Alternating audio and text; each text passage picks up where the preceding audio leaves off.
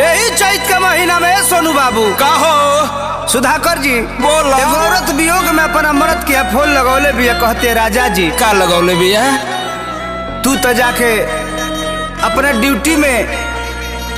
Busy बाड़ो तो का करी? तारा पता बा कि खेत खरिहान में के सारा फसल पाक गइल बा कैसे पिटाई पिटाई पिटाई ए राजा जी हाँ। देवर बाजन कौन रहल मुश्किल कर देले बा का कर दिले बा ना कोनो काम करता ना कोनो धाम करता चिंता मत कर सब दुआर पर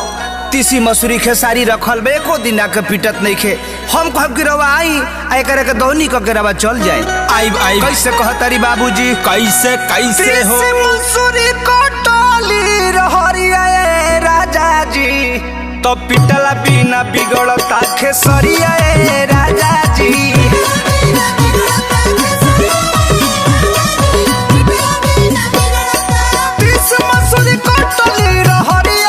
अरे कटे दा कोनो दिक्कत नहीं है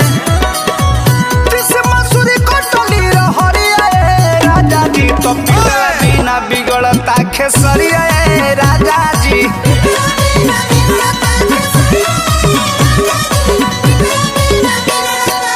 चला चला चला ए बाबू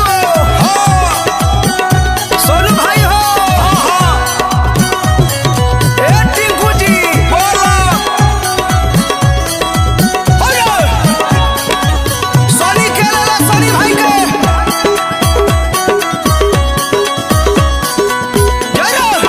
अरे जी हो ए संतोष सम्राट जी छोटू भाई के ले ला दानापुर से रत्नेश्वर जी अवतारे चला चला ए अभिषेक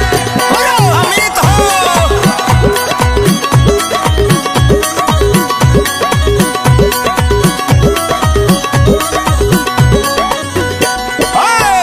रात को मन नहीं करे घरे आवे के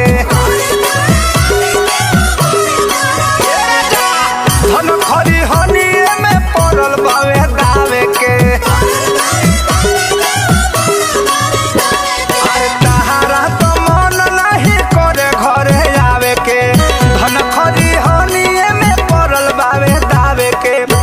हम खटी दिने अरे जिया हो हरिया ए राजा जी पिटला बिना बिगड़ता खेसरिया ए राजा जी रावला बिना बिगड़ता मसूरिया ए राजा जी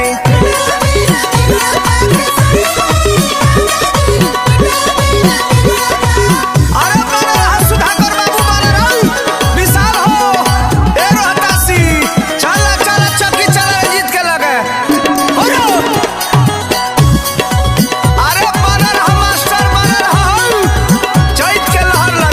लहर ले राजा महुआ चला राजू भाई के लगे अरे परमोध प्रेम सैया कर कुछ उपाय एह साल हम के कारा से मिसावाई अरे परमोध प्रेमी सहिया कर कुछ उपाय एह साल के कारा से हम मिसावाई तुझे ना सुधा करो हरिया ए राजा जी बुझी बुझी पिटला बिना बिगड़ता खेसरिया ए राजा जी